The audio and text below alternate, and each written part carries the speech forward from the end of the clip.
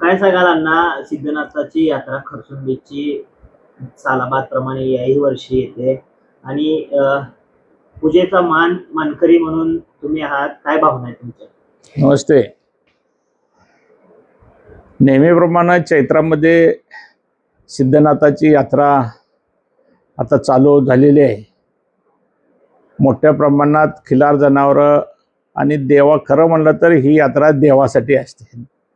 देवाचा लग्न सोहळा आणि देवाची पालखी सासनकाठी हे मोठ्या प्रमाणात सगळ्या समाजातले मानकरी एकत्रित येतात.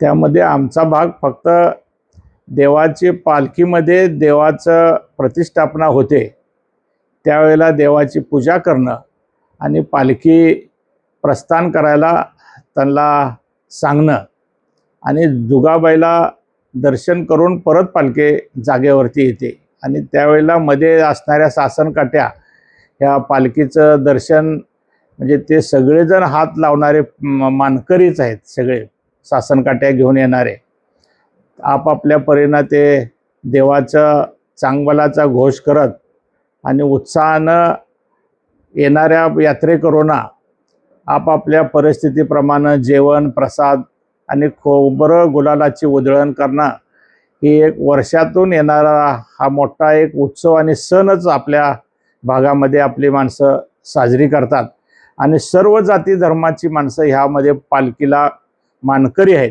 म्हणजे मी एकटाच आहे असं नाही, म्हणजे धावडवाडीचे मुस्लिम समाज आहेत, धनगर समाज आहे, लोणारी समाज आहे, म्हणजे बौद्ध समाज आहे, म्हणजे हे सगळेजण मानकरी होणार समाज आहे. म्हणजे ह्या सगळ्या समाजांना त्या पालखीचा छोटा मोठा मान आणि आरती घेऊन जाणं म्हणजे आपापला ग्रुप करून समाजामध्ये एकी करणं. खरं म्हणलं तर ह्या देवामुळं एकी प्रत्येक समाजामध्ये होते. एका ठिकाणी येऊन नैवेद्य करणं आणि तो वाजत देवाला घेऊन जाणं ही एक प्रथा आहे आणि मग आपापल्या पद्धतीनं देवाला तिथं भेकार घालणं म्हणून म्हणतात.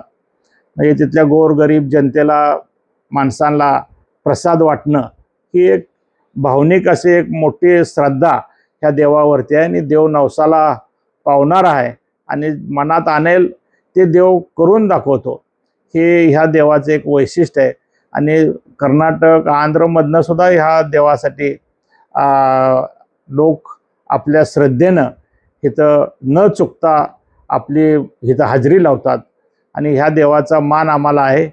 हा पूर्वंपार आमचा हा चालत आलेला आहे, हो आम्ही टिकवून धरलेला आहे. जे भक्त येते त्या भक्तांना काय आव्हान करा?